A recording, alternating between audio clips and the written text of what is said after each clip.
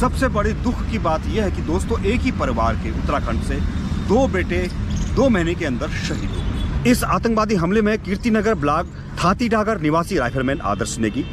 लेकिन हमारे देश के कुछ लोग ऐसे हैं जो गद्दारी करते हैं, जो आतंकवादी का साथ देते हैं, जो आतंकवादी को अपने घर में पनाह देते हैं। नमस्कार दोस्तों, मैं हूं अखिलेश और आप देख रहे हैं मेरा YouTube चैनल अखिलेश पर। जी हां दोस्तों, 9 जुलाई को मंगलवार की जो सुबह थी वो हम सभी देशवासियों के लिए बहुत ही दुखद भरी खबर लेकर के आई। उस दिन हमारे देश के 5 जवान आतंकवादी हमले में शहीद हो गए और ये 5 जवान उत्तराखंड के रहने वाले थे। जब ये खबर आई तो पूरे देश में शोक की लहर छा गई। सबसे बड़ी दुख की बात यह है कि दोस्तों एक ही परिवार के उत्तराखंड से 2 बेटे 2 महीने के अंदर शहीद हो गए। उस परिवार वालों के साथ क्या बीत रही होगी। जैसे वो दुख की घड़ी से उभरने की कोशिश कर रहे थे, तभी 9 जुलाई को उनके परिवार में ही एक दूसरी खबर गई कि उनका दूसरा बेटा भी शहीद हो गया। और ये हम सभी देशवासियों के लिए बहुत ही दुख भरी खबर थी। इस आतंकवादी हमले में कीर्तिनगर ब्लॉक थातीडागर निवासी राइफलमैन आदर्श नेगी, रुद्रप्रयाग निवासी नायब सूबेदार आनंद सिंह, लैंसडाउन निवासी हवलदार कमल सिंह, टेहरी गढ़वाल निवासी नायक विनोद सिंह और रिखड़ी खाल निवासी राइफलमैन अनुज नेगी।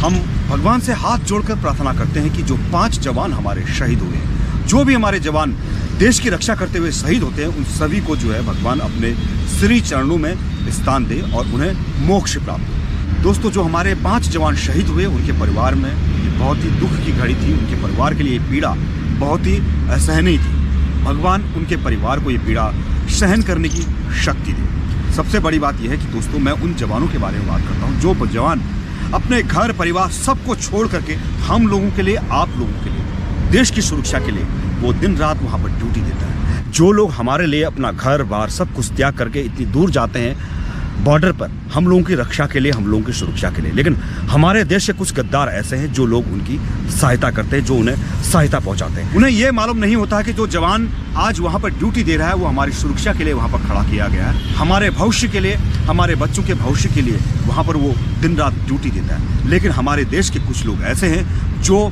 गद्दारी करते हैं, जो आतंकवादी का साथ देते हैं, जो आतंकवादी को अपने घर में पनाह देते हैं, जो उनके लिए जो हेल्प करते हैं। कब हमारे आर्मी के जवान काफिले के साथ जा रहे हैं, कब कहाँ जा रहे हैं, वो सारी रिपोर्ट वो आतंकवादियों को देते हैं। और ऐसे लोगों को हमारे देश के कानून में छोड़ना नहीं चाहिए। हमारे देश में जब भी गद्दारों को सजा देने की बात आती है, जो आतंकवादियों को सहायता पहुंचाते हैं, अगर उन लोगों को पकड़ लेते हैं तो जो हमारे देश के मानव अधिकार की बात करते हैं वो लोग जो है उन्हें बचाने आ जाते हैं।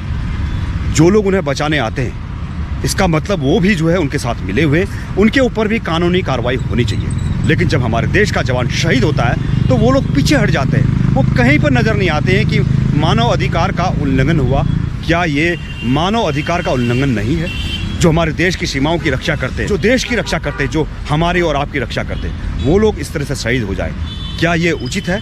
ऐसे लोगों के ऊपर भी कार्रवाई होनी चाहिए जो आतंकवादी को बचाने के लिए सबसे आगे आते हैं। उनका इस देश में रहने का कोई अधिकार नहीं है जो हमारे देश के साथ गद्दारी करे, हमारे जवानों के साथ गद्दारी करे, जो दिन रात ड्यूटी करते हैं बॉर्डर पर, ना धूप देखते हैं, ना आंधी देखते हैं, ना तूफान देखते हैं, उसके बाद वो लगे रहते हैं रात दिन अपनी ड्यूटी करने के लिए। दोस्तों भारतीय खिलाड़ियों ने पिछले हफ्ते हमारे देश में वर्ल्ड कप जीता।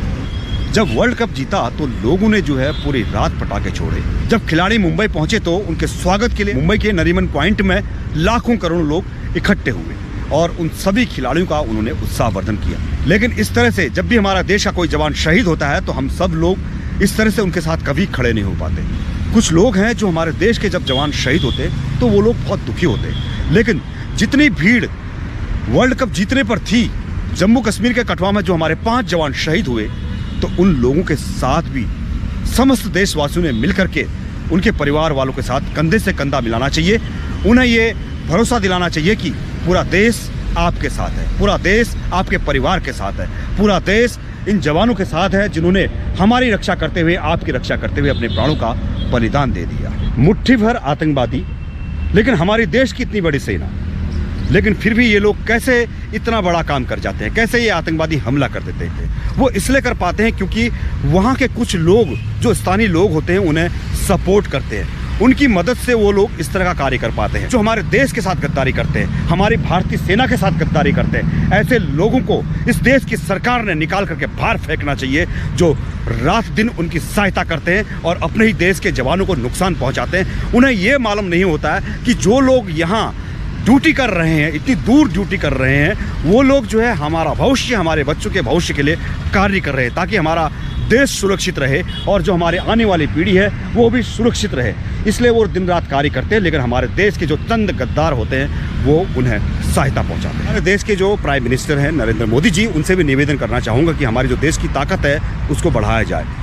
पिछले 3 साल से हमारे देश में जो है जो आर्मी की भर्ती होती है वो लगभग ना के बराबर हुई है। हमारे देश की जो ताकत है, हमारी सेना है, हमारे देश के नौजवान हैं, जिन्हें आज जो है इस देश की ज़रूरत है और देश को जो है उनकी ज़रूरत है। हमारी जो भारत की सेना है उसकी ताकत बढ़ाई जाए। जो हमारे देश के नवयुवा हैं उनके लिए फ़ौज की भर्ती लगातार चालू की जाए, ताकि हमारे देश की ताकत बढ़ सके, हमारी सेना की ताकत बढ़ सके। अगर भविष्य में कभी युद्ध होने के आसार होते हैं तो हमारे देश के सैनिक कम पड़ सकते हैं, क्योंकि पिछले 3 सालों से लगातार जो है देश में भर्ती ना के बराबर हुई है।